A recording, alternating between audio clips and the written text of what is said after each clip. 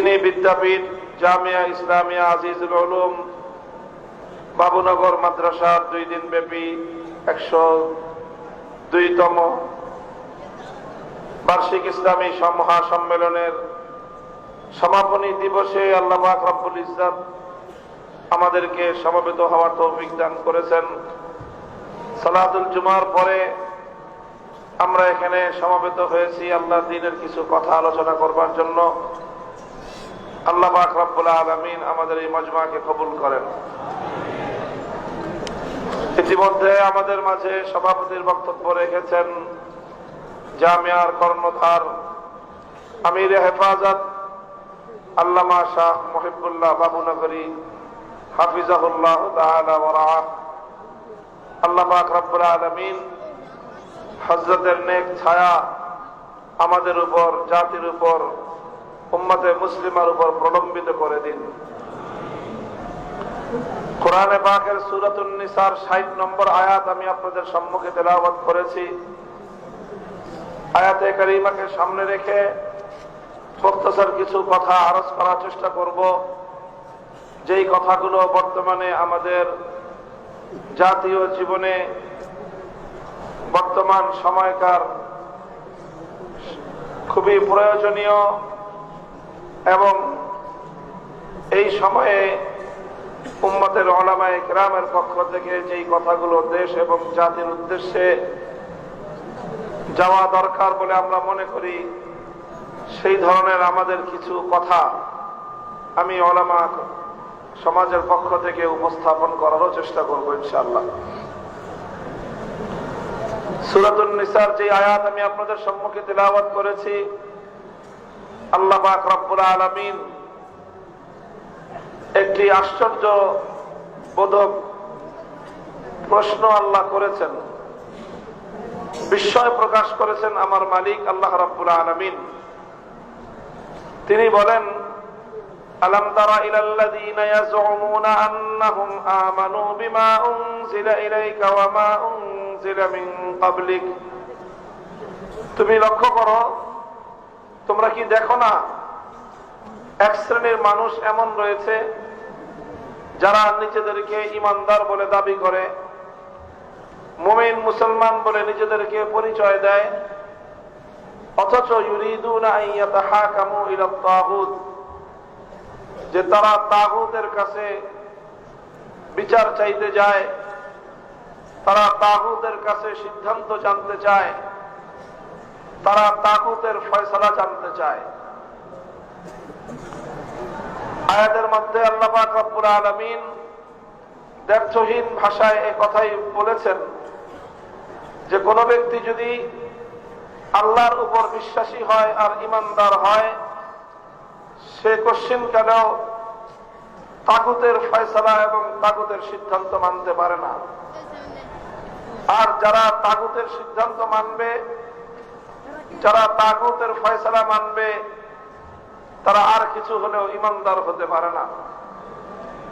আলো আর অন্ধকার যেমন একত্রিত হতে পারে না, রাত্রি আর দিবস যেমন এক সময় জমা হতে পারে না, আসমান আর জমিন যেরকম একত্রিত হতে পারে না, ঠিক একইভাবে আল্লাহর উপর বিশ্বাস এবং ঈমান আর তাগুতের উপর আস্থা এবং তাগুতের উপর বিশ্বাস, এই দুটো কশ্চিনকালে একত্রিত হতে পারে না। আল্লাহ পাক রব্বুল আলামিন এই জায়গাটাতেই বিস্ময় প্রকাশ করেছেন, আশ্চর্য প্রকাশ করেছেন, অথচ কিছু মানুষ এই কাজটাই করে যায়। তারা নিজেদেরকে মুমিন বলেও পরিচয় দেয়, আবার তারা তাগুতের উপরেও আস্থা রাখে এবং তাগুতেরও ফয়সালা মানে। এটা কশ্চিনকালেও এটা হতে পারে না। সুতরাং তারা যেহেতু তাগুতের কাছে বিচার চায়, ফয়সালা মানতে চায়, তাদের ঈমান থাকতে পারে না। কোরআনে পাকের অনেকগুলো আয়াতের মধ্যে আল্লাহ পাক রব্বুল আলামিন আল্লাহর উপর ঈমান এবং তাগুতের উপর বিশ্বাস, এই দুটোকে দুই মেরুতে আল্লাহ দেখিয়ে দিয়েছেন। সূরাতুল বাকারার মধ্যে আল্লাহ বলেছেন, قد تبين الرشد من الغي فمن يكفر بالطاغوت ويؤمن بالله ফাকাদ ইসতামসাকা বিল উরওয়াতিল উসকা। হেদায়েত এবং গোমরাহি পরিষ্কার, দুটোটা আলাদা আলাদা। দিবালোকের ন্যায় পরিষ্কার কোন রাস্তা সঠিক পথ, কোনটা বেঠিক পথ, কোনটা হেদায়েতের পথ, কোনটা গুমরাহির পথ। এই দুটোটা আল্লাহ বলতেছেন যে দিবালোকের ন্যায় পরিষ্কার। ফামান ইয়াকফুর বিত-তাগুতি ওয়া ইউমিন বিল্লাহ, যে তাগুতকে অস্বীকার করে আল্লাহর উপর ঈমান আনবে সেই একমাত্র সঠিক পথের ধারণকারী হবে। অর্থাৎ শুধুমাত্র আল্লাহর উপর ঈমানের কথাই বলা হয়নি, সঙ্গে সঙ্গে বলা হয়েছে আল্লাহর উপর ঈমানের পাশাপাশি তাকে তাগুতকেও অস্বীকারী হতে হবে। আর কেউ যদি আল্লাহর উপরেও বিশ্বাস করে তাগুতকেও অস্বীকার করতে পারে না, সে ব্যক্তি ঈমানদার হতে পারে না। মুমিনদের জন্য রাস্তা পরিষ্কার। আল্লাযীনা আমানু ইউকাতিলুনা ফী সাবিলিল্লাহ ওয়াল্লাযীনা কাফারু ইউকাতিলুনা ফী সাবিলিত তাগুত। যাদের ঈমান রয়েছে তারা আল্লাহর পথে লড়াই করবে, আর যারা বেঈমান তারা তাগুতের পথে লড়াই করবে। পৃথিবীতে হক এবং বাতিলের লড়াই অনিবার্য। যতদিন এই পৃথিবী আছে ততদিন হক বাতিলের লড়াই থাকবে। একদিকে আল্লাহর সৈনিকরা লড়বে, অপর পক্ষে তাগুতের সৈনিকরা লড়বে। হকের পথের পথিক আল্লাহর অনুসারী ঈমানদার বান্দা আর তাগুতের অনুসারীদের মধ্যে কোনোদিন আপোষ হতে পারে না। এ লড়াই চিরন্তন, এ লড়াই অনিবার্য। এখানে কোন ধরনের আপোষকামিতার সুযোগ নাই। মুহতারাম হাজিরিন, এতক্ষণ পর্যন্ত কোরআনে পাকের অনেকগুলো আয়াতের উদ্ধৃতি দিয়ে একটা কথা আমি আপনাদের সম্মুখে ব্যক্ত করলাম। সেই কথাটা হলো যে যারা মুমিন, ঈমানের পথ ভিন্ন আর তাগুতের উপর বিশ্বাস এবং আস্থার পথ সম্পূর্ণ ভিন্ন। এখন প্রশ্ন আসতে পারে যে তাগুত জিনিসটা কি, তাগুত কাকে বলা হয়? যেহেতু কোরআনে পাকের মধ্যে বহুবার এই শব্দটা প্রয়োগ করা হয়েছে, তাগুত, এই শব্দের সঙ্গে ইসলামী আকীদার অনেক সম্পর্ক রয়েছে। এই শব্দটাকে যথাযথভাবে অনুধাবন করা একজন মুমিনের আকীদা সহিহ রাখার জন্য জরুরি। এই জন্য আমি তাগুতের পরিচয় তুলে ধরতেছি। কোরআনে পাকের মুফাসসিরিনে কেরামগণ কদীমান ওয়া হাদীসান, সর্বযুগে যারা কোরআন ব্যাখ্যা করেছেন, তাফসীর লিখেছেন, তারা তাগুতের পরিচয় দিয়েছেন। তার সংজ্ঞা এবং তার তারিফ, তার ডেফিনিশন এটা বলে দিয়েছেন। সমস্ত কথাগুলোকে যদি একত্রিত করা হয় তাহলে তাগুতের যেই পরিচয় পাওয়া যায় সেটা হলো কোন গায়রুল্লাহকে যদি আল্লাহর আসনে বসানো হয়, কোন গায়রুল্লাহকে যদি আল্লাহর আসন দেওয়া হয়, সেই গায়রুল্লাহকেই বলা হয় তাগুত। আপনারা কথা বুঝতেছেন আমার? তো একটু রা শব্দ করেন। যদি কোন গায়রুল্লাহকে আল্লাহর আসনে বসানো হয় তখন সেই গায়রুল্লাহকে বলা হয় তাগুত।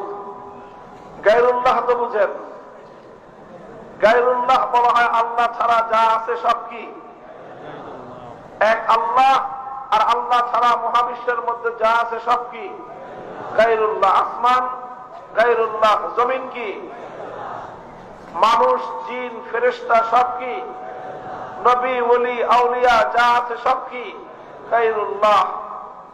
তো যে কোনো গায়রুল্লাহকে যদি কেউ আল্লাহর স্থানে বসায়, কোন গায়রুল্লাহকে যদি কেউ আল্লাহর আসন দান করে, যেই আসন আল্লাহর জন্য নির্ধারিত, যেই জায়গাটা এক আল্লাহর জন্য নির্ধারিত, সেই জায়গায় যদি কোনো গায়রুল্লাহকে বসানো হয় তখনই সেই গায়রুল্লাহকে বলা হয় তাগুত। দৃষ্টান্তের মাধ্যমে আমি আরো পরিষ্কার করতেছি। যেমন মহাবিশ্বের মধ্যে ইবাদতের উপযুক্ত একমাত্র কে? জোরে বলেন, ইবাদতের একমাত্র উপযুক্ত কে? আল্লাহ ছাড়া আর কেউ ইবাদতের উপযুক্ত নাই। লা ইলাহা ইল্লাল্লাহ, ইবাদতের উপযুক্ত একমাত্র আল্লাহ। তাহলে ইবাদতের এই আসন নির্ধারিত কার জন্য? আল্লাহর জন্য। এখন কেউ যদি আল্লাহ পাকের জন্য নির্ধারিত ইবাদতের এই আসনে কোন গায়রুল্লাহকে বসায়, আর সেই গায়রুল্লাহ যদি ইবাদত করে, পূজা করে, তাহলে সেই গায়রুল্লাহকেই বলা হবে তাগুত। যেমন সে যুগে লাত, মানাত, উজ্জা, হুবাল, মানুষ এই সকল দেব দেবতার পূজা করত, এগুলো ছিল সেই যুগের তাগুত। আজকের যুগে মানুষ দুর্গা, সরস্বতী, কালী ইত্যাদি বহু দেব দেবতার পূজা করে, অথচ ইবাদতের মালিক একমাত্র কে? আল্লাহকে বাদ দিয়ে যেই গায়রুল্লাহর পূজা করা হয়, সেই গায়রুল্লাহ, প্রত্যেকটা গায়রুল্লাহকেই তাগুত বলা হয়। তো একমাত্র ইবাদত করতে হবে কার? এটাকেই বলা হয় তাওহীদ ফিল ইবাদাহ। এটা হলো ইবাদতের ক্ষেত্রে আল্লাহর তাওহীদ। এই তাওহীদ তথা একত্ববাদ, এটাই হলো আসলুল ঈমান, এটাই হলো ঈমানের মূল কথা, এটাই হলো ঈমানের গোড়ার কথা। যদি তাওহীদ মজবুত না থাকে, আল্লাহর একত্ববাদের উপর বিশ্বাস যদি দৃঢ় এবং মজবুত না থাকে, তাহলে তার ঈমানের শেকড় নাই। আর যেই গাছের শেকড় নাই, সেই গাছের যেরকম অস্তিত্ব থাকে না, যার তাওহীদ ঠিক নাই, তার ঈমানেরও ঠিক নাই। মুহতারাম হাজিরিন, আমি তাওহীদ ফিল ইবাদার কথা বললাম এতক্ষণ, যে ইবাদতের ক্ষেত্রে আল্লাহর সাথে অন্য কাউকে শরীক করা যাবে না, মুহূর্ত মাত্রের জন্য শরীক করা।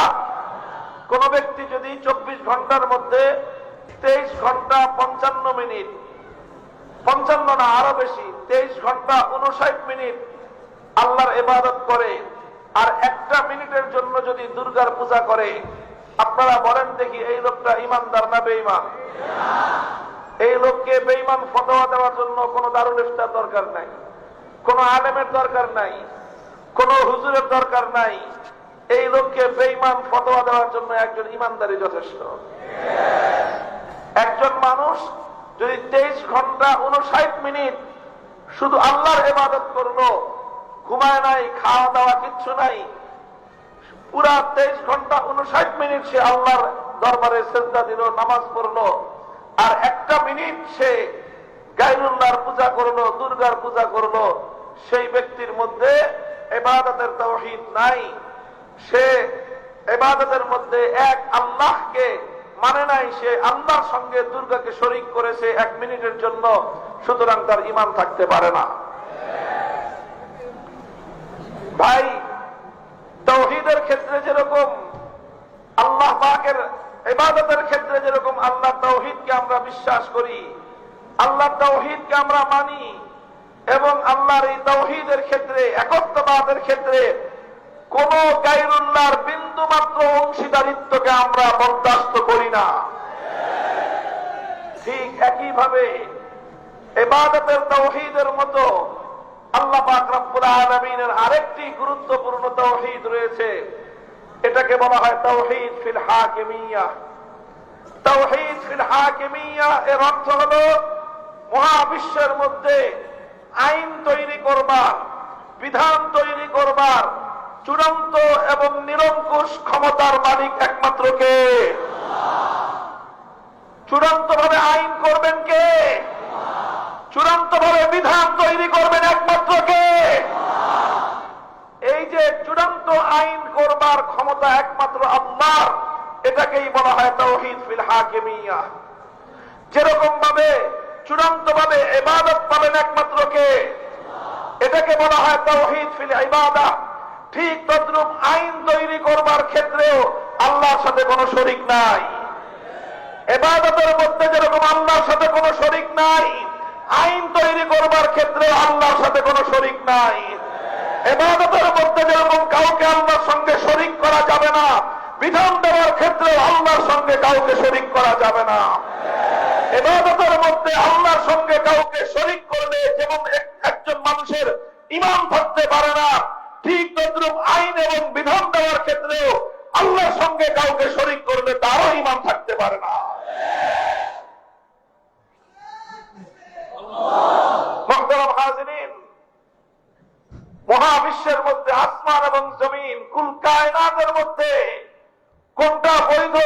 অবৈধ, কোনটা আইনসম্মত, কোনটা বেআইনি নির্ধারণ করার একমাত্র ক্ষমতা কার? কেউ প্রশ্ন করতে পারেন? তাহলে কি মানুষ কোন আইন করতে পারবে না? মানুষ কোন বিধান তৈরি করতে পারবে না? এই প্রশ্নের স্পষ্ট জবাব হলো যে হ্যাঁ, মানুষ আইন করতে পারবে, তবে একটা শর্তে। কয় শর্তে? যারা বলেন কয় শর্তে? এক শর্তে মানুষ আইন করতে পারবে, সেটা হলো মানুষের কোন আইন আল্লাহ পাকের কোন আইনের বিরুদ্ধে যেতে পারবে না। মানুষের কোন আইন আল্লাহ পাকের কোন আইনকে চ্যালেঞ্জ করতে পারবে না। মানুষের কোন আইন আল্লাহ পাক রব্বুল আলামিনের কোন আইনকে বাতিল করতে পারবে না। মানুষ এইভাবে আইন করতে পারবে। কিন্তু কোন মানুষ যত বড় ব্যক্তি হোক, যত মহান ব্যক্তি হোক, যত বড় ক্ষমতাধর ব্যক্তি হোক, যত বেশি মানুষ হোক, সারা পৃথিবীর 700 কোটি মানুষ মিলে যদি এমন কোন আইন করতে চায় যে আইন করতে গেলে আমার আল্লাহ পাকের কোন একটি আইনের লক্ষ ভাগের 1 ভাগের সঙ্গে সংঘর্ষ তৈরি হয়, আমার আল্লাহ পাকের কোন একটা আইনের কোটি ভাগের 1 ভাগকে বাতিল করতে হয়, 700 কোটি মানুষের আইন বাতিল বলে গণ্য হবে, আমার আল্লাহর আইনের কোটি ভাগের 1 ভাগ পরিবর্তন করা যাবে না। এটাকেই বলা হয় তাওহীদ ফিল হাকিমিয়্যাহ। আল্লাহ পাক রব্বুল আলামিন এক এবং অদ্বিতীয়, আল্লাহর সঙ্গে কোনো শরীক নাই। আইন তৈরি করবার ক্ষেত্রে আল্লাহর সঙ্গে কোনো শরীক নাই। মানুষ আইন করবে আল্লাহর আইনের আন্ডারে থেকে, মানুষ বিধান করবে আল্লাহর বিধানের অধীনে থেকে, মানুষের জন্য আল্লাহর আইনের বাইরে গিয়ে আল্লাহর আইনকে চ্যালেঞ্জ করে কোনো আইন তৈরি করবার অধিকার নাই। কোন মানুষ যদি এই কাজ করে সেই মানুষকেই বলা হবে তাগুত। কোন রাজা বাদশা যদি আল্লাহর আইনের বিরুদ্ধে আইন করে সেই রাজা বাদশাকে বলা হবে তাগুত। কোন রাষ্ট্রপতি যদি আমার আল্লাহর আইনের বিরুদ্ধে কোন আইন জারি করে সেই রাষ্ট্রপতিকে বলা হবে তাগুত। কোন প্রধানমন্ত্রী যদি আল্লাহর আইনের বিরুদ্ধে কোন আইন জারি করে সেই প্রধানমন্ত্রীকে বলা হবে তাগুত। কোন মন্ত্রী পরিষদ যদি আল্লাহর আইনের বিরুদ্ধে কোন আইনের অনুমোদন দেয় সেই মন্ত্রী পরিষদকে বলা হবে তাগুত। কোন আদালত, কোন বিচারপতি যদি আমার আল্লাহর আইনের বিরুদ্ধে কোন আইন তৈরি করে জারি করে সেই আদালত, সেই বিচারপতিকে বলা হবে তাগুত। কোন আইন পরিষদ, কোন সংসদ যদি আমার আল্লাহর কোন একটা আইনের বিরুদ্ধে কোন আইন পাস করে গোটা সংসদকে বলা হবে তাগুত।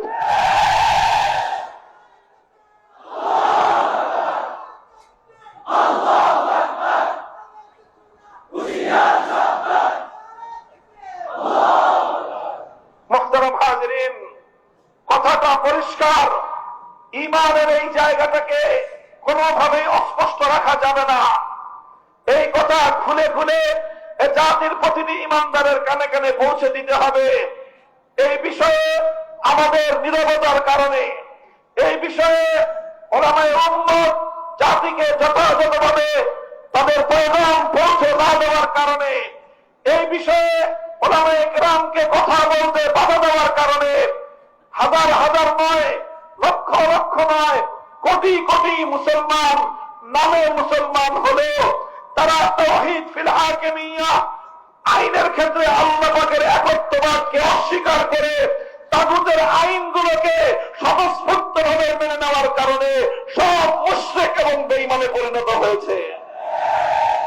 কোটি কোটি মুসলমান নামে মুসলমান, যেমনটা আমার আল্লাহ বলেছেন, ইয়াজুমুনা আন্নাহুম আমানু, তারা দাবি করে যে তারা ঈমানদার, অথচ তারা কোশ্চিন কেন ঈমানদার হতে পারে না। মুসলিম উম্মার মধ্যে, মুসলমানদের মধ্যে, এক আল্লাহর উপর বিশ্বাসী ঈমানদারদের মধ্যে এই অভিশপ্ত ধারা যে আল্লাহর আইনের জায়গায় কোন গায়রুল্লাহর আইন চলবে থাকবে, এটা মুসলমানদের মধ্যে কোনোদিন ছিল না। মুসলমানদের খেলাফতে রাশেদার যুগে ছিল না, খেলাফতে বনু উমাইয়ার যুগে ছিল না, খেলাফতে বনু আব্বাসিয়ার যুগে ছিল না। সর্বপ্রথম উম্মতে মুসলিমার মধ্যে এই অভিশপ্ত ধারা চালু করেছে যেই অভিশপ্ত সম্প্রদায়, তাদেরকে বলা হয় তাতারি মঙ্গোলীয় সম্প্রদায়। তারা 6ষ্ঠ শতাব্দীতে মুসলমানদের খেলাফতের মার্কাজ বাগদাদকে ধ্বংসস্তূপে পরিণত করে লক্ষ লক্ষ মুসলমানদেরকে ধ্বংস করে হত্যা করে তারা মুসলিম বিশ্বের বিশাল এলাকা দখল করে নেয়। শুধু দখল করে না, মুসলমানদের দেশ ছাড়া হয়েছে এটা বড় কথা ছিল না, বরং সবচেয়ে ভয়ঙ্কর যে বিপদ মুসলিম জাতির উপর চেপে বসলো সেটা হলো তাতারিরা আল্লাহর আইনকে উৎখাত করে সেই জায়গায় তারা তাদের নেতা চেঙ্গিস খানের বানানো আইন মুসলিম জাতির উপর চাপিয়ে দিল। এই তাতারিরা যখন মুসলিম জাতির উপর তাদের নেতা চেঙ্গিস খানের বানানো আইন, মানুষের বানানো আইনকে আল্লাহর আইন উৎখাত করে সেখানে মানুষের বানানো আইন তারা বাস্তবায়ন করলো, মুসলিম জাতি মুসলমানদের নেতৃবর্গ ওলামায়ে কেরাম এক মুহূর্তের জন্য সেটা বরদাস্ত করে নেন নাই। লড়াই করেছেন, সংগ্রাম করেছেন, যুদ্ধ করেছেন, রক্ত দিয়েছেন। তাতারিদের বিরুদ্ধে লক্ষ লক্ষ মুসলমান শাহাদাতের রক্ত দিয়ে আল্লাহর জমিনকে রঞ্জিত করেছেন। ওলামায়ে উম্মত প্রতিবাদ করেছেন, প্রতিরোধ করেছেন, সংগ্রাম করেছেন, সংঘাত করেছেন, লড়াই করেছেন, কারারুদ্ধ হয়েছেন। শেখুল ইসলাম ইবনে তাইমিয়া রাহমাতুল্লাহি আলাইহি ৬ বার কারারুদ্ধ হয়ে জিন্দেগীর মূল সময় কারাগারের অন্ধকারে প্রকোষ্ঠের মধ্যে তিনি কাটিয়েছেন। এক মুহূর্তের জন্য গায়রুল্লাহর আইনের সামনে মাথা নত করেন নাই। এভাবে লড়াইয়ের মধ্য দিয়ে, সংগ্রামের মধ্য দিয়ে, শাহাদাতের সিঁড়ি বেয়ে এক সময় আবার মুসলমানরা স্বাধীনতা পায়, আবার মুসলমানরা তাদের সেই হারানো গৌরব ফিরিয়ে আনে, আবার মুসলিম জাতির উপর থেকে মানুষের বানানো আইনের অভিশাপ দূর হয়ে আল্লাহর আইন ফিরে আসে। তাতারিরা উৎখাত হয়, ধ্বংস হয়, অবশিষ্ট তাতারিরা ইসলাম গ্রহণ করে হেদায়েতের পথে চলে আসে। এরপরে আবার শত শত বছর শাসন করত মুসলমান, আইন চলত কার? জোরে বলেন। শাসন করত মুসলমান, আইন চলত কার? খেলাফতে ওসমানিয়া প্রায় ৭০০ বছর শাসন করেছে খলিফা, আইন ছিল কার? সালতানাতে মুগলিয়া ভারতবর্ষে ৮০০ বছর প্রায় শাসন করছে মুসলমান, আইন চলেছে কার?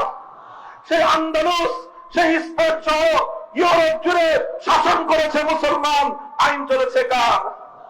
মুসলিম জাতির মধ্যে কোনদিনও প্রায় ১২শত বছর পর্যন্ত মুসলিম জাতির মধ্যে কোথাও কোন মুসলমান এটা কল্পনা করতে পারত না যে আল্লাহর আইনের জায়গায় কোন মানুষ আইন তৈরি করতে পারে, এটা তারা কল্পনাই করতে পারত না।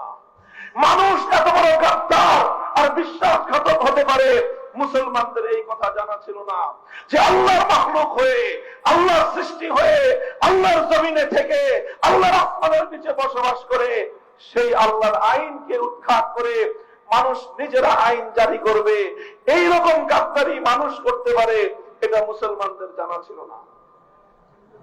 এরপরে আসলো 18 শতাব্দী। 18 শতাব্দীতে এসে পাশ্চাত্যের ইউরোপিয়ানরা বিশ্বজুড়ে সাম্রাজ্যবাদ বিস্তার করতে শুরু করলো। তাদের সাম্রাজ্যবাদী আক্রমণে সারা পৃথিবীর মুসলমানদের এলাকাগুলো লন্ডভন্ড হয়ে গেল। আমাদের এই ভারতবর্ষ, গোটা ভারতবর্ষ দখল করে নিল ব্রিটিশ। মুসলমানদের আফ্রিকার বিশাল অঞ্চল দখল করে নিল ফ্রান্স, ইতালি। তারা বিশাল মধ্য এশিয়া এবং এই আফ্রিকার বিশাল অঞ্চল দখল করে নিয়ে এই ইউরোপীয় সাম্রাজ্যবাদীরা যখন মুসলিম এলাকায় তাদের শাসন প্রতিষ্ঠা করলো, শাসন প্রতিষ্ঠা করে সবচেয়ে বড় অভিশপ্ত যে জিনিসটা তারা করলো, যেই অভিশাপ মুসলমানদের কাঁধের উপর তারা চাপিয়ে দিল, সেটা হলোই আল্লাহর আইনকে উৎখাত করে তারা তাদের নিজেদের বানানো আইন মুসলিম জাতির উপর চাপিয়ে দিল। এই ভারতবর্ষে যেখানে শত শত বছর পর্যন্ত আইন চলত আল্লাহর, সে আল্লাহর আইন উৎখাত করে ব্রিটিশ প্রবর্তিত আইন মুসলিম জাতির উপর চাপানো হলো। তখন 19 শতকের গোড়ার দিকে এই উপমহাদেশের হাদিস শাস্ত্রের সম্রাট শাহ আব্দুল আজিজ মুহাদ্দিস দেহলভী রাহমাতুল্লাহি আলাইহি 1803 সালে ঐতিহাসিক এক ফতোয়া জারি করেছিলেন। তার সেই ফতোয়ার মূল কথা ছিল মুসলমান সংখ্যায় কম হোক বেশি হোক, মুসলমান নামাজ রোজা হজ যাকাত অন্যান্য ইবাদত ভালোভাবে করতে পারুক অথবা তার সমস্যা হোক, এই সব কিছুর সাথে সবচেয়ে বড় প্রশ্ন হলো যে সেখানে আইন চলবে আল্লাহ না আইন চলবে অন্য কারো। এটার উপরে নির্ভর করবে একটা দেশ ইসলামী দেশ না অইসলামিক দেশ। তিনি তখন বললেন, আজ ভারতবর্ষে মুসলমানরা সংখ্যায় আছে অনেক, মুসলমানরা নামাজ রোজা করতে পারে, ব্রিটিশ সরকার মুসলমানদের জন্য বাইতুল্লাহ শরীফে গিয়ে হজ করার ব্যবস্থা করে দিয়েছে, সব ঠিক আছে, কিন্তু গোটা ভারতবর্ষে এখানে আইন আল্লাহর আইন নাই, আইন চলতেছে ব্রিটিশের আইন। সুতরাং আইন যেহেতু ব্রিটিশের, আইন যেহেতু আল্লাহর নয়, সুতরাং এই দেশটা এখন আর দারুল ইসলাম নয়, এই দেশটা এখন আর ইসলামী দেশ নয়, বরং এই দেশটা এখন দারুল হারব অর্থাৎ শত্রু কবলিত দেশ হয়ে গিয়েছে। এখন তিনি ফতোয়া দিলেন, যেহেতু এখানে মুসলমান আছে কিন্তু আল্লাহর আইন নাই, এখানে মুসলমানদের শক্তি সামর্থ্য আছে কিন্তু আল্লাহর আইন নাই, সুতরাং যেই জমিনে আল্লাহর আইন ছিল শত শত বছর, সেই জমিন থেকে আধিপত্যবাদী দখলদার শক্তি আল্লাহর আইনকে উৎখাত করে দেওয়ার পর থেকে এই জনপদের প্রত্যেক মুসলমানের উপর আল্লাহর আইন ফিরিয়ে এনে এটাকে আবার দারুল ইসলামে পরিণত করার জন্য জিহাদ করা প্রত্যেক মুসলমানের জন্য ফরজে আইন। 1803 সালে শাহ আব্দুল আজিজ রহমতুল্লাহ আলাইহির এই ঐতিহাসিক ফতোয়ার পর আজ প্রায় 250 বছর অতিক্রান্ত, 250 বছর অতিক্রান্ত হতে চলেছে।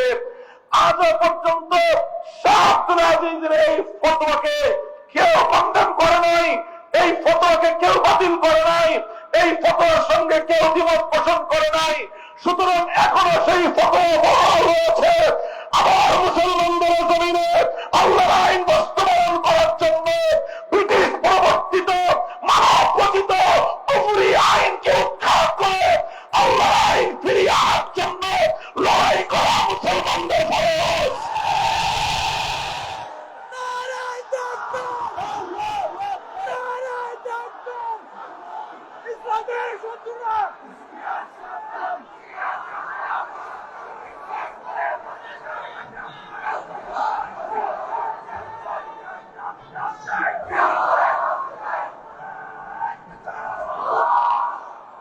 মুহতারাম হাজিরিন, ইতিহাসের কথা বললাম, ফতোয়ার কথা বললাম, আজ এই একবিংশ শতাব্দীর 2024 সালের প্রান্তে এসে 2025 সালের মাথায় দাঁড়িয়ে আজ আমরা স্পষ্ট ভাষায় আমাদের কথাগুলো জাতির সামনে তুলে ধরতে চাই। আমরা জাতিকে বলতে চাই, অনেক রক্ত দিয়েছে আমাদের পূর্বপুরুষরা, অনেক জীবন দিয়েছে আমাদের ভক্তরা, অনেক রক্তের সিঁড়ি বেয়ে আমরা বারবার স্বাধীনতা অর্জন করবার চেষ্টা করেছি।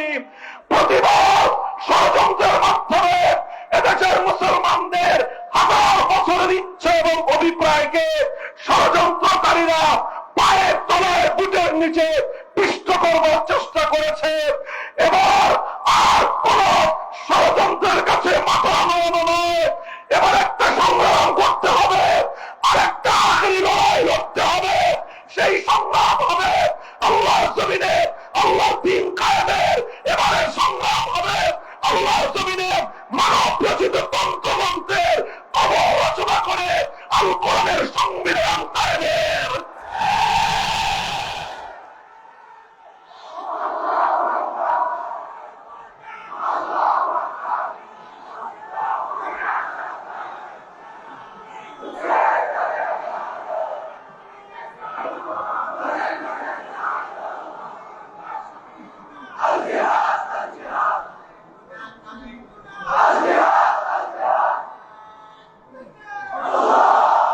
মুহতারাম হাজিরিন, 1803 সালে শাহ আব্দুল আজিজ রহমতুল্লাহ আলাইহির এই ঐতিহাসিক ফতোয়ার পরে মুসলমানরা আবার ব্রিটিশের আইনকে উৎখাত করে, কুফরি মতবাদ উৎখাত করে আল্লাহর আইন ফিরিয়ে আনবার জন্য বারবার তারা জিহাদের ময়দানে গিয়েছেন। বারবার তারা রক্ত দিয়েছেন, শাহাদাত বরণ করেছেন। 1831 সালে পালাকোটের রণাঙ্গনে শহীদ হয়েছেন সৈয়দ আহমদ শহীদ রহমতুল্লাহ আলাইহি। 1857 সালে জিহাদের ডাক দিয়েছেন হাজী ইমদাদুল্লাহ মুহাজির মক্কি রহমতুল্লাহ আলাইহি। জিহাদ হয়েছে সামনের রণাঙ্গনে, রক্ত দিয়েছেন প্রথম সেনাপতি হাফেজ সাহেব শহীদ রহমতুল্লাহ আলাইহি। রক্ত দিয়েছেন, জীবন দিয়েছেন লক্ষ লক্ষ ওলামায়ে কেরাম, ফাঁসির কাস্টে ঝুলেছেন। ঘরে ঘরে ইতিম হয়েছে আলেমদের সন্তানেরা, ঘরে ঘরে বিধবা হয়েছে আলেমদের স্ত্রীরা, ঘরে ঘরে কল খালি হয়েছে আলেমদের মায়েদের।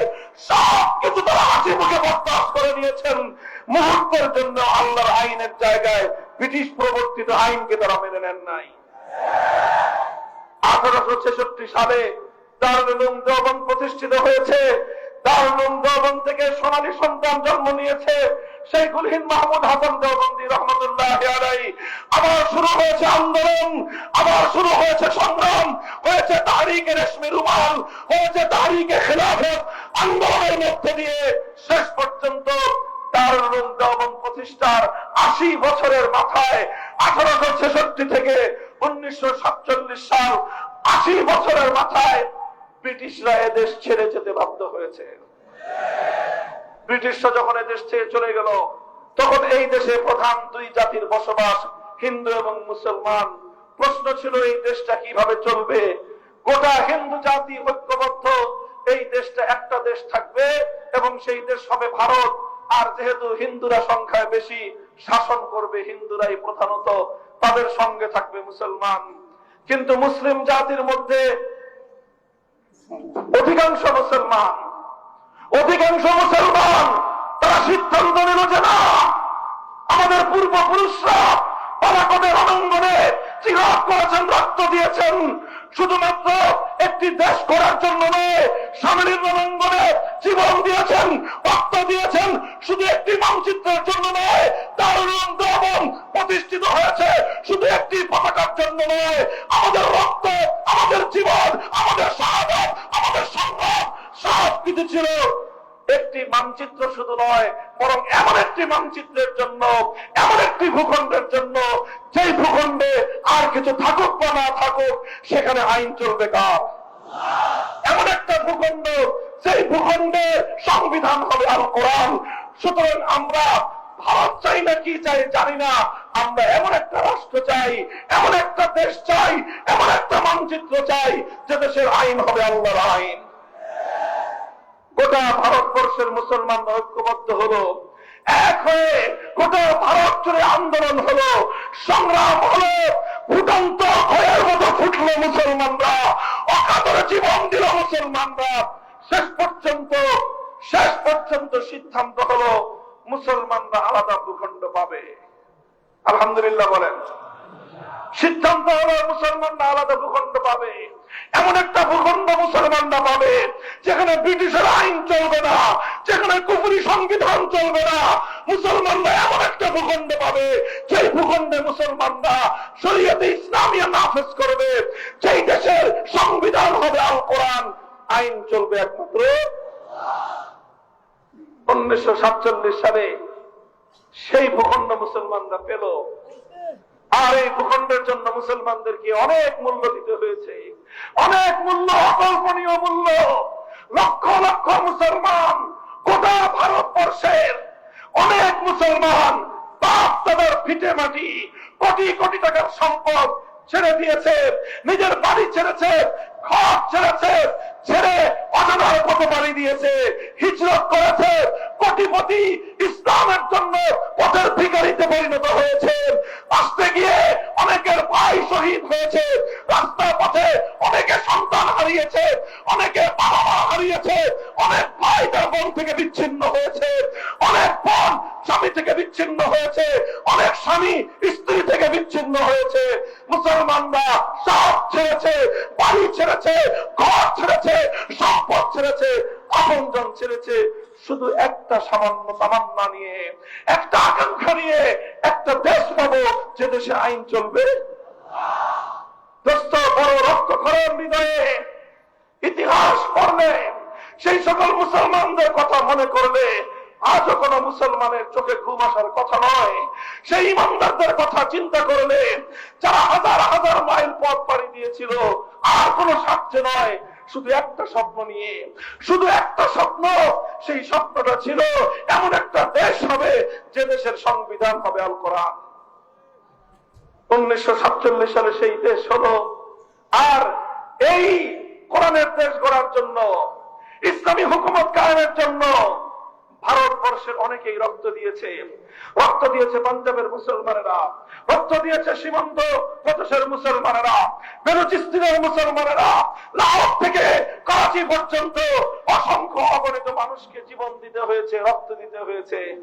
তবে আশ্চর্যের কথা, এই বাংলাদেশের মুসলমানদের অজানা ইতিহাস, তোমাদের হৃদয়ে রক্তক্ষরিত ইতিহাস, ইসলামী রাষ্ট্র বাস্তবায়নের জন্য, আল কোরআনের সমাজ করবার জন্য গোটা ভারতবর্ষে যত মানুষ জীবন দিয়েছে, যত মানুষ স্যাক্রিফাইস করেছে, যত মানুষ আত্মত্যাগ স্বীকার করেছে, এর মধ্যে প্রথম নাম যাদের আসবে, সবচেয়ে বেশি রক্ত যারা দিয়েছে, সেই জাতির নাম বাংলাদেশের মুসলমান।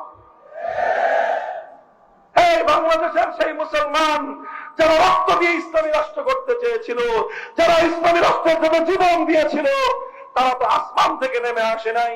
কেউ তোমার দাদা, কেউ তোমার বাবা, কেউ আমার দাদা, আমাদের পূর্বপুরুষরাই এই মাটিতে ইসলামী রাষ্ট্র প্রতিষ্ঠার জন্য সবচেয়ে বেশি ত্যাগ করেছিল।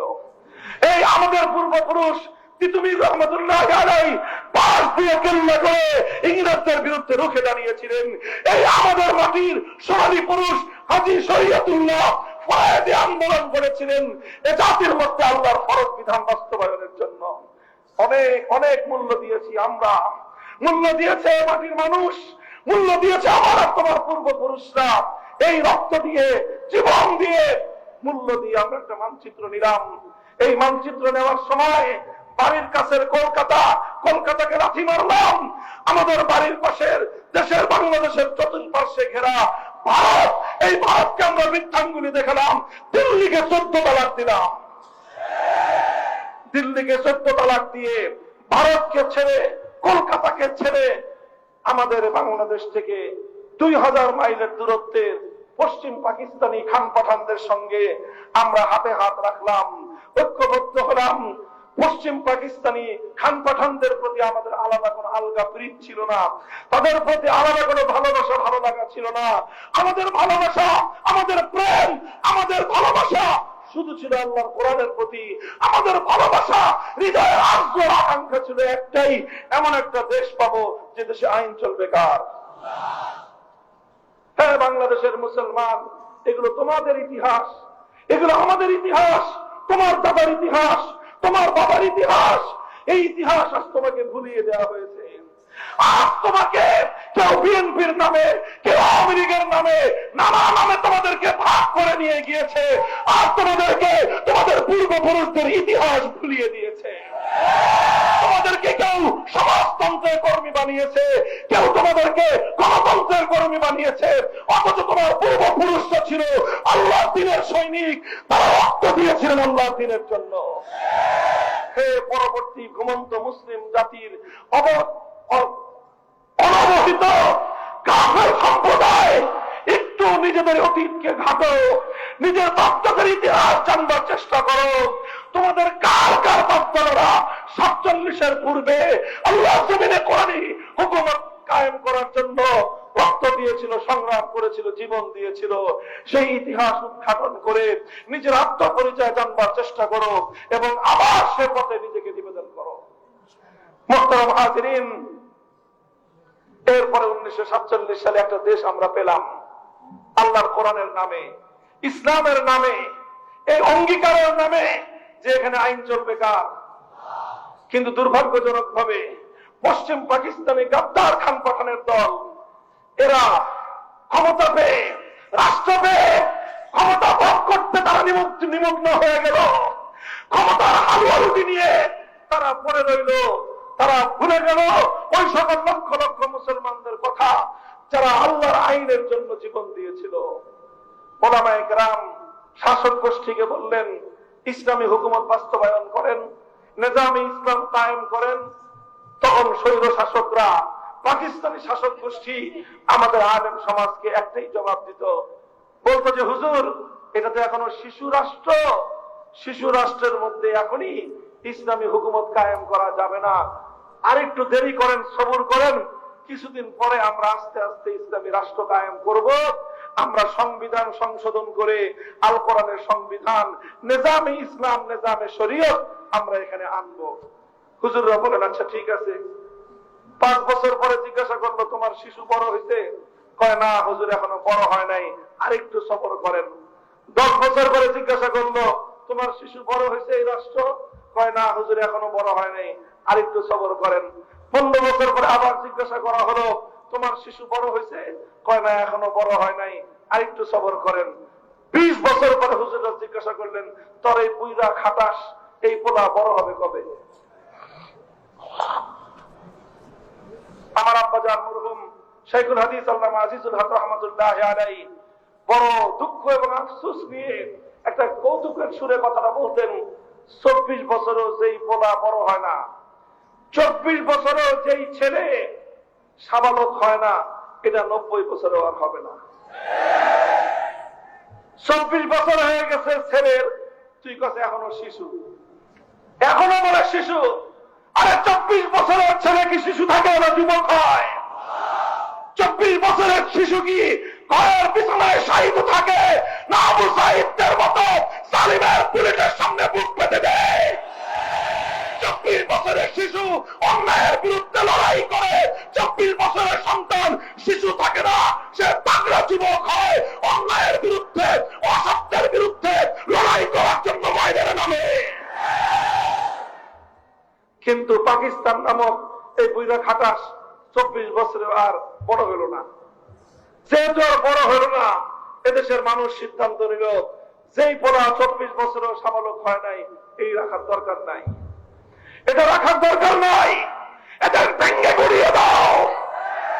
আমরা মানচিত্র চাই আল্লাহর কোরআনের হুকুম কায়েম করার জন্য। আমরা দেশ চাই এমন একটা দেশ যে দেশে আইন চলবে একমাত্র কার। সেই সুযোগে এদেশের একজন নেতা, নাম তার শেখ মুজিবুর রহমান, যিনি 1947 সালে এই দেশের মানুষের সঙ্গে ওয়াদা করেছিলেন, তিনি তখন মুসলিম লীগার ছিলেন, তিনি ওয়াদা করেছিলেন মুসলমানদের জন্য আলাদা দেশ গড়লে ভালো হবে। তিনি 47-এ দেশকে বুঝিয়েছিলেন যে তোমরা একটা দেশ গড়ো যে দেশের আইন হবে আল কোরআনের। এই সব কথা বলে 47-এ তারা দেশটাকে মুসলমানদের জন্য আলাদা করেছিলেন। কিন্তু 47-এর পর থেকেই আস্তে আস্তে ওনার ভুল পাল্টে গেল। ভুল পাল্টে পাল্টে পাল্টে পাল্টে 70 সালে আবার লাইন মতো আসলেন। 1970-এ নির্বাচন আসলো বাংলাদেশে, গোটা পাকিস্তান জুড়ে। নির্বাচনের আগে শেখ মুজিবুর রহমান সাহেব জাতির সঙ্গে ওয়াদা করলেন, অঙ্গীকার করলেন, আমার দলকে ভোট দাও, নৌকা মার্কায় সিল মারো। কি করবেন আপনি নৌকা মার্কায় সিল মারলে? বললেন আমরা যদি ক্ষমতায় যেতে পারি কোরআন সুন্নাহ বিরোধী কোন আইন করব না, কোরআন সুন্নাহ বিরোধী, ইসলাম বিরোধী কোন আইন আমরা করব না। এই প্রতিশ্রুতি শেখ মুজিবুর রহমান বাংলাদেশের মানুষের সঙ্গে করেছিলেন। এটা আমার বানানো কথা নয়, এটা বাংলাদেশের স্বাধীনতার দলিল পত্রে লেখা আছে। 1970-এর আওয়ামী লীগের নির্বাচনের ইশতেহারে একথা পরিষ্কার ছিল যে কোরআন সুন্নাহ বিরোধী কোন আইন চলবে না। মানুষ, এদেশের মানুষ সিল মারলো, এমনই সিল মারা মারলো নৌকা মার্কায়, ব্যালট উপসায়া পড়লো। তিনি গোটা পাকিস্তানে নিরঙ্কুশ সংখ্যাগরিষ্ঠতা পেলেন, ক্ষমতায় যাওয়ার মতো ম্যান্ডেট তিনি পেয়ে গেলেন। কিন্তু পশ্চিম পাকিস্তানিরা তাদেরকে ক্ষমতা না দিয়ে 71-এর 25শে মার্চ ভয়াল কাল রাত্রে এদেশের মানুষের উপর হামলা করলো। 26শে মার্চ কালুরঘাট থেকে বাংলাদেশের স্বাধীনতার ঘোষণা আসলো। 9 মাস মুক্তিযুদ্ধ হলো, 16ই ডিসেম্বর বাংলাদেশ স্বাধীন হলো। আর এই 9টা মাস শেখ মুজিবুর রহমান সাহেব তিনি সেই পশ্চিম পাকিস্তানিদের কাছে বন্দী থাকলেন, তাদের আপ্যায়নে মেহমানদারি পাইলেন। এরপরে 16ই ডিসেম্বরের পরে তিনি সেখান থেকে মুক্ত হলেন, মুক্ত হয়ে গেলেন লন্ডনে। এরপরে তার সঙ্গে বৈঠক হলো শ্রীমতী ইন্দিরা গান্ধীর। ভারতের তৎকালীন প্রধানমন্ত্রী ইন্দিরা গান্ধী শেখ মুজিবুর রহমান সাহেবকে বলে দিলেন, বাংলাদেশে যাও, বাংলাদেশে গিয়ে এমন একটা সংবিধান প্রণয়ন করবা যেই সংবিধানের মূলনীতি হবে ভারতের সংবিধানের মূলনীতি, যেই সংবিধানের মাধ্যমে তুমি বাংলাদেশের মানুষকে ভারতের গোলামে পরিণত করবা, যেই সংবিধানের মাধ্যমে বাংলাদেশ মানচিত্রে স্বাধীন থাকবে কিন্তু আসলে এটা হবে ভারতের গোলাম। তিনি সেই ইন্দিরা গান্ধীর প্রেসক্রিপশন অনুযায়ী ৭২ সালে একটা সংবিধান তৈরি করলেন, যেই সংবিধানের মূলনীতিগুলো সব ভারতীয় সংবিধান থেকে পাচারকৃত জাতীয়তাবাদ, ধর্মনিরপেক্ষতাবাদ, গণতন্ত্র, সমাজতন্ত্রের মতো কয়েকটা কুফরি মূল ভিত্তির উপর তিনি ৭২ সালে সংবিধান করলেন। আর এই সংবিধানের আলোকে কোরআন সুন্নাহ বিরোধী আইন না করা তো দূরের কথা, কেউ যেন এদেশে কোরআন সুন্নাহর আইন বাস্তবায়নের দাবিও তুলতে না পারে, এই জন্য ইসলামী রাজনীতিকে আইন করে তিনি নিষিদ্ধ ঘোষণা করলেন। ৭০-এ ওয়াদা করেছিলেন, অঙ্গীকার করেছিলেন, জাতির সঙ্গে তিনি কথা দিয়েছিলেন কোরআন সুন্নাহ বিরোধী কোন আইন করবেন না। আর ৭২-এ এমন একটা সংবিধান করলেন যেই সংবিধান অনুযায়ী কোনদিন কোরআন সুন্নাহ অনুযায়ী কোন আইন হতে পারবে না। সেই সংবিধানটা হলো কুফরি সংবিধান। সেই সংবিধানের মাধ্যমে বাংলাদেশে ইসলাম প্রতিষ্ঠার সংগ্রামের রাস্তা চিরতরে রুদ্ধ করে দেওয়ার পায় তারা চালালেন। অর্থাৎ আমি স্পষ্ট ভাষায় যে কথা বলতে চাই, ৭০-এর নির্বাচনের আগে শেখ মুজিবুর রহমান সাহেব একটা মহৎ কাজ করেছিলেন, একটা সুন্দর ওয়াদা তিনি জাতিকে দিয়েছিলেন। আর ৭২ সালে নিজ হাতে সেই কল্যাণের গলা টিপে হত্যা করে জাতির সঙ্গে তিনি ইতিহাসের জঘন্যতম গাদ্দারি আর বিশ্বাসঘাতকতা করেছিলেন। ৭২-এর সংবিধান বাংলাদেশকে ভারতের গোলাম বানানোর সংবিধান। ৭২-এর সংবিধান এদেশের মানুষের হাজার বছরের কোরআনী রাষ্ট্র প্রতিষ্ঠার স্বপ্নকে হত্যা করবার সংবিধান। ৭২-এর সংবিধান ৭১-এর মুক্তিযুদ্ধের চেতনাকে ধ্বংস করবার সংবিধান।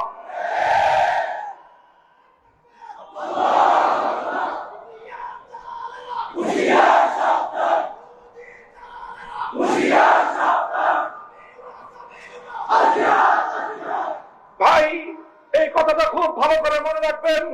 ৭১-এর চেতনা একটা, ৭২-এর চেতনা আর একটা। ৭১-এর চেতনা ছিল জালিমের বিরুদ্ধে মজলুমের লড়াই। ৭১-এর চেতনা ছিল বৈষম্যহীন সমাজ গড়বার লড়াই। ৭১-এর চেতনা ছিল কারো প্রভুত্ব আমরা মানি না, আমরা প্রভুত্ব মানি একমাত্র কার। এটা ছিল ৭১-এর চেতনা। ১৯৭১ সালের মুক্তিযুদ্ধ পর্যন্ত, ১৯৪৭ থেকে ৭১, ২৪ বছর পর্যন্ত বাংলাদেশে কোন নেতা, কোন নেত্রী, কোন দল কোনদিন ধর্মনিরপেক্ষতার কথা বলে নাই। অথচ ৭২ সালে এসে হঠাৎ ইন্ডিয়া থেকে ধর্মনিরপেক্ষতা নামক কুফরি মতবাদ আমদানি করা হয়। তাহলে ৭২-এর চেতনা এটা ৭১-এর চেতনা নয়।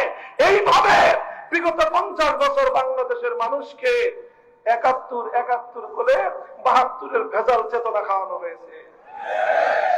এই ২৪ সালে পোলাপান বুঝে ফেলছে জিনিসটা, যে তোমাদের এই ভাওতাবাজি আর ভণ্ডামি এদেশের পোলাপান, এদেশের ছেলেরা, ইয়াং জেনারেশন ছাত্ররা বুঝে ফেলছে।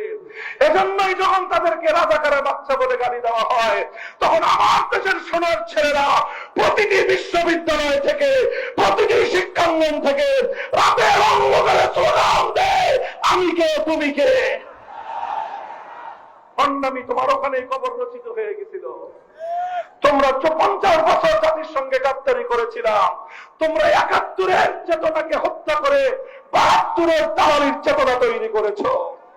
৭১-এর চেতনাকে গলা টিপে হত্যা করে ইন্ডিয়া এবং ভারতের মাথার সামনে আমার বাংলাদেশ নামক মুসলমানদের এই স্বাধীন রাষ্ট্রটাকে বলি দেওয়ার চেষ্টা করেছো। এই স্বাধীন বাংলাদেশকে ভারতের অঙ্গরাজ্যে পরিণত করবার পায়ে তারা চালানো হয়েছে। মোহতারাম হাজিরিন, কথা আমার শেষ।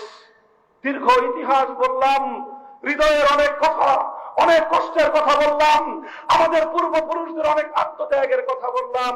এখন আমার আখেরি পয়গাম, আজ বাংলাদেশ দুটি বড় বড় প্রশ্নের সম্মুখীন।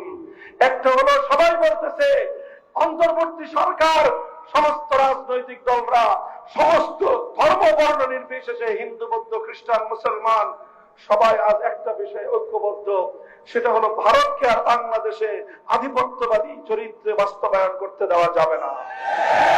ভারতীয় আধিপত্যবাদের বিরুদ্ধে গোটা বাংলাদেশ ঐক্যবদ্ধ। আগে আমরা শুধু হুজুরা চিৎকার করতাম, এখন আর আমাদের করা লাগে না, এখন ডক্টর ইউনূস বলে, এখন আমাদের বলতে হয় না, এখন বিএনপিও বলে, এখন সবাই বলে, কমিউনিস্ট পর্যন্ত বলে। কারণ আমরা যেটা 10 বছর 20 বছর আগে দেখেছি তোমরা এখন দেখতেছো। তবে একটা কথা, শুধু এই ঐক্য দিয়ে ভারতীয় আধিপত্যবাদকে মোকাবেলা করা সম্ভব হবে না। এই 20 বৃক্ষের শেকড় শুদ্ধ উপরে ফেলতে হবে। গাছের গোড়ায় পানি ঢালবেন, 2টা ডাল ছেড়ে দিয়ে মনে করবেন গাছ শেষ, এই গাছ শেষ হবে না, বরং কাটা ডাল থেকে আরো 3টে ডাল বের হবে। ভারতীয় আধিপত্যবাদের শেকড় ধর্মনিরপেক্ষ নামক সংবিধানের মধ্যে। সংবিধানের ধর্মনিরপেক্ষতার এই আইন, এই নীতি ভারত থেকে আমদানি করে বাংলাদেশকে ভারতের গোলামে পরিণত করা হয়েছে।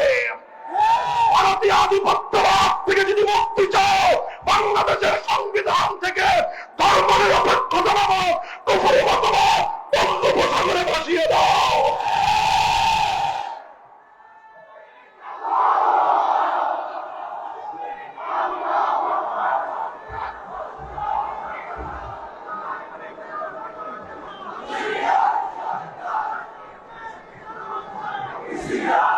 এরপরে এটা আমাদের স্পষ্ট কথা, একমত আছেন?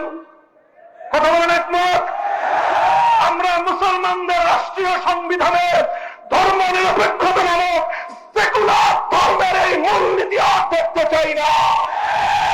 আমরা আল্লাহর উপর অবিচল আস্থা এবং বিশ্বাস নামক মূলনীতি মুসলমানদের সংবিধানে দেখতে চাই। আর এই ধর্ম নিরপেক্ষতার 20 বৃক্ষ উপরে ফেললেই ভারত চিরদিনের জন্য বাংলাদেশ থেকে হাত গুটিয়ে নিতে বাধ্য হবে।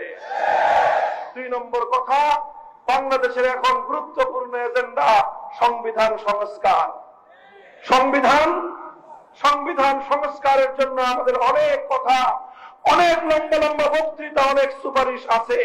তবে একটা ছোট্ট কথা, মৌলিক কথা, গোটা বাংলাদেশের মানুষকে নিয়ে আমরা বলতে চাই, আমি বলতে চাই, সেই কথাটা হলোই, আর যা করেন না করেন, একটা মূলনীতি, একটা ধারা সংবিধানের মধ্যে সংযুক্ত করতে হবে।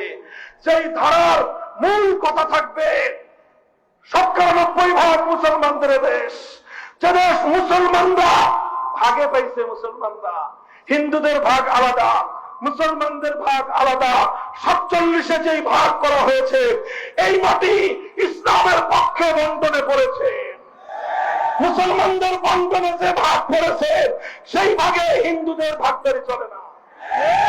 সব ধর্মাবলম্বীরা নিরাপদে থাকবে, আমরা নিরাপত্তা দেওয়ার গ্যারান্টি দিচ্ছি, সেটা ভিন্ন কথা।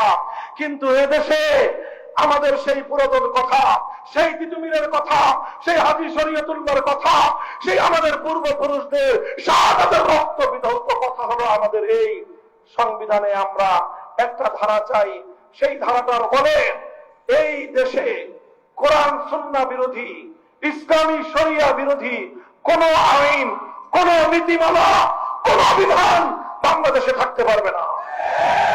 যে কোনো আইন, যে কোনো নীতিমালা, যে কোনো বিধিবিধান যদি সেটা কোরআন সুন্নাহ বিরোধী হয়, যদি সেটা ইসলামী শরিয়া বিরোধী হয়, সেটা বাতিল এবং অকার্যকর হবে। আমরা এ দাবি জানাতে চাই। 24-এর 5ই আগস্টের ঐতিহাসিক বিপ্লব আর বাংলাদেশকে সেজন্য উপযুক্ত করে তুলেছে। কথা বলেন ঠিক না ঠিক? 5ই আগস্টের বিপ্লব মুসলিম জনপদ থেকে ভাস্কর্যমূলক সমস্ত মূর্তিগুলোকে উৎখাত করবার বিপ্লব। কাজে এই বিপ্লবের পূর্বের বাংলাদেশ আর বিপ্লব পরবর্তী বাংলাদেশকে কেউ এক চোখে দেখবার হিম্মত করবেন না। সে চোখ আমরা উপরে ফেলবো। আমাদের স্পষ্ট দাবি, সংবিধান সংস্কার করে কোরআন সুন্নাহ বিরোধী কোন আইন, কোন নীতিমালা, কোন বিধিমালা বাংলাদেশে কার্যকর করার রাস্তা চিরদিনের জন্য রুদ্ধ করে দিতে হবে। এই দাবি আমরা এখন এমনি করতেছি। আমাদের দাবি যদি কথায় কথায় ভালোই ভালোই মেনে নেন, আমরা ভালোই ভালোই চলবো। আর যদি আমাদের এ দাবির প্রতি কর্ণপাত না করা হয়, আমি এদেশের যুব প্রজন্মকে একটা ডাক দিয়ে যেতে চাই, একটা আহ্বান দিয়ে দিতে চাই, যদি কোরআন সুন্নাহ বিরোধী আইন বাংলার মাটিতে কার্যকর করবার জন্য কোন ধারা তাদের দ্বারা বাস্তবায়িত না হয়, তাহলে যেভাবে 5ই আগস্টের বিপ্লবের জন্য 2000 তাজা প্রাণ শাহাদাত বরণ করেছে, এরপর আরেকটি বিপ্লব হবে।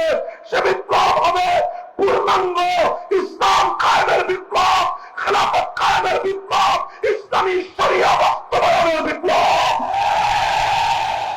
সেই বিপ্লবের জন্য শুধু 2000 নয়, সেই বিপ্লবের জন্য যদি প্রয়োজন হয় 2 লক্ষ, অথবা যদি প্রয়োজন হয় 2 কোটি তাজা প্রাণ শহীদি ঈদগাহে জমায়েত হয়ে শাহাদাতের রক্ত দেওয়ার জন্য প্রস্তুত থাকতে হবে। রক্ত দেওয়ার জন্য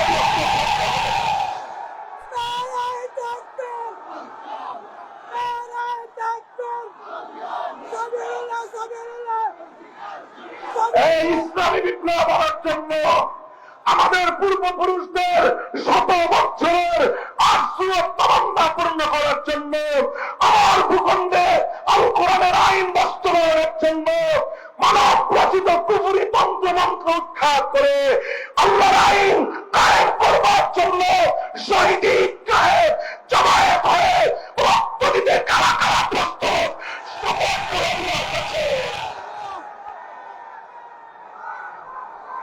আল্লাহ কবুল করেন। এগুলো কিন্তু শুধু কথার কথা না, বসেন, এগুলো শুধু কথার কথা না, বলেন এটা অঙ্গীকার, বলেন এটা শপথ। এই অঙ্গীকার আল্লাহর সঙ্গে ইনশাআল্লাহ হয়তো খেলাফত, নয়তো শাহাদাত, হয়তো খেলাফত। ইনশাআল্লাহ আল্লাহ কবুল করেন। প্রয়োজনে রক্তের উপর দিয়েই আল্লাহর জমিনে আল্লাহ দ্বীনকে বিজয়ী করা হবে। প্রস্তুতি নেন। এখন আর শুধু মাদ্রাসা আলাদা একা নয়, প্রতিটি বিশ্ববিদ্যালয়ে আল্লাহর দ্বীনকে চিন্তা করার সৈনিক তৈরি হয়ে গেছে। দিন যত যাবে তত বেশি এদেশ ইসলামের জন্য আরো বেশি উর্বর হয়ে উঠবে। প্রস্তুতি নাও। ওমা তৌফিকি ইল্লা বিল্লাহ ওয়া আখিরু দাওয়ানা আলহামদুলিল্লাহি রাব্বিল আলামিন। আসসালামু আলাইকুম ওয়া রাহমাতুল্লাহ। সম্মানিত সংগ্রামী সুধী সমাবেশ, সমবেত প্রাদরান ইসলামের উদ্দেশ্যে মূল্যবান তাকরীর উপস্থাপন করার জন্য মঞ্চে তশরিফ এনেছেন এই দেশের তর্জমান ইসলাম হযরতুল আল্লাম মাওলানা মুফতি রিদাউল করিম আবরার সাহেব। এখন বয়ান করবেন হযরতুল আল্লাহ মাওলানা মুফতি রিদাউল করিম সাহেব।